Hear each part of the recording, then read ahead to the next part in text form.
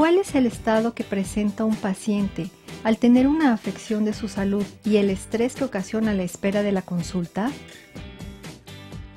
Bueno, el estado que presenta un paciente ante la enfermedad siempre es un estado de angustia importante. Lo primero que tenemos es que el hecho de estar enfermo produce un estrés. En el siglo XIX y principios del siglo XX se le llamaba el síndrome de estar enfermo. Esto es ansiedad, aumento de la secreción de ácido clorhídrico en el estómago, secundaria gastritis y otro tipo de cosas, además de pérdida de peso y algunas otras situaciones que padecían las personas solo por el hecho de saberse enfermas. Entonces, cuando una persona está en un proceso de enfermedad, entra en un proceso de estrés, de verse sometido a una opresión o estrechez emocional, y esto puede incrementarse cuando la espera en la sala de espera es demasiada. Por eso el tiempo óptimo de una sala de espera no debe de rebasar los 25 minutos. ¿Cuáles son los pasos del método clínico? El método clínico es un avance en la medicina muy importante. Yo podría considerar que es incluso el avance más importante en la ciencia desde que se empieza a trabajar con la medicina.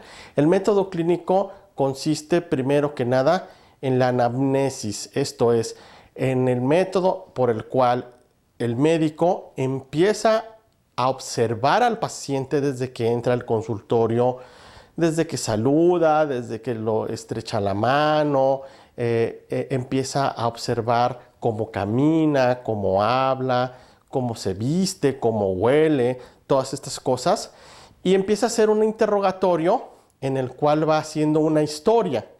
Esta historia se remonta desde la infancia del enfermo, tiene que ver con sus ficha de identificación, digamos, quién es esta persona, ¿sí?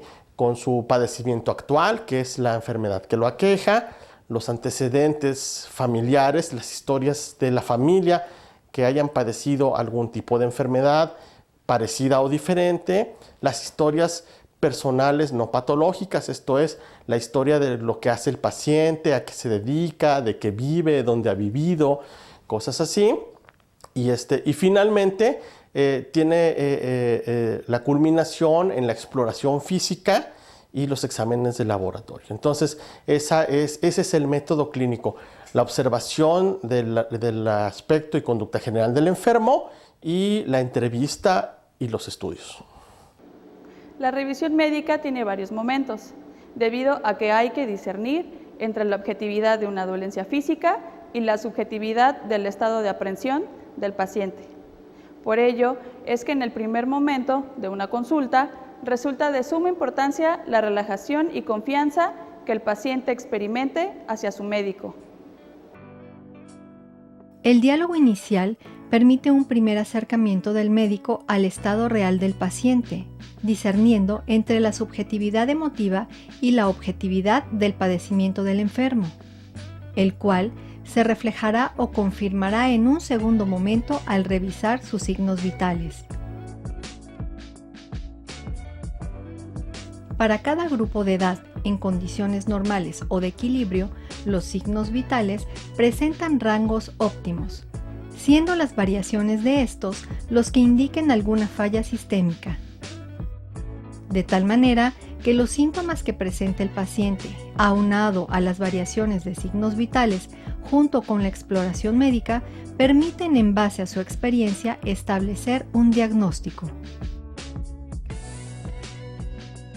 Es importante señalar que un diagnóstico debe estar plenamente confirmado, que la experiencia del facultativo tiene validez, pero el tratamiento debe obedecer a los resultados arrojados en las pruebas de laboratorio realizadas al paciente. Dichas pruebas clínicas son practicadas a las muestras de sangre, orina y copro, y que al igual que los signos vitales, presentan estimaciones óptimas de funcionalidad, las cuales están en función de la edad, el sexo, los alimentos y medicamentos ingeridos. Las personas, no obstante de sentirse bien, requieren de chequeos médicos continuos, sobre todo quienes presentan afecciones crónicas degenerativas o personas de edad avanzada. Es por ello que los invitamos a practicarse revisiones periódicas. ¿Cuáles son los estudios de análisis clínicos más comunes que se mandan a hacer? Los estudios de análisis clínicos más comunes que se mandan a hacer son los que tienen que ver con las funciones básicas para la supervivencia. El estudio más común son la toma de signos vitales, frecuencia cardíaca, presión arterial, pulso, temperatura. Después podríamos ver que se pueden hacer en laboratorio otros exámenes más sofisticados, pero que también son de mucha utilidad y que son muy comunes. Serían la biometría hemática, que es el estudio de la sangre en donde se ve la fórmula roja y la fórmula blanca, que son dos aspectos de la sangre que nos hablan de la buena nutrición de la persona, si la persona sufre algún tipo de infección o si sufre algún tipo de anemia, etcétera, ¿no? Y el examen general de orina, que nos habla acerca de cómo se encuentra la salud de los riñones, principalmente si hay signos de diabetes, si hay signos de infección, signos de mala función renal.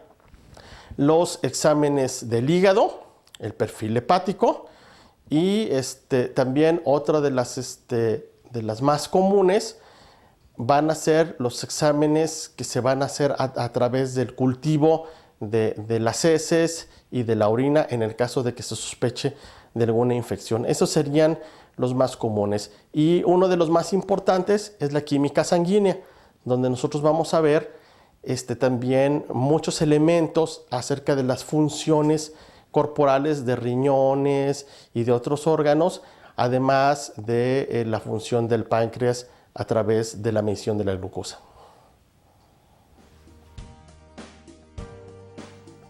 Es importante señalar que existen infinidad de estudios de análisis clínicos, los cuales quedan agrupados en categorías como biometría hemática, referente a la química sanguínea, recuento de células y coagulación, hepatograma o perfil hepático. Determina la función hepática en lo relacionado a la producción de enzimas o de marcadores de colestasis. Perfil hormonal, concerniente al funcionamiento endocrino a través del estudio de los parámetros hormonales.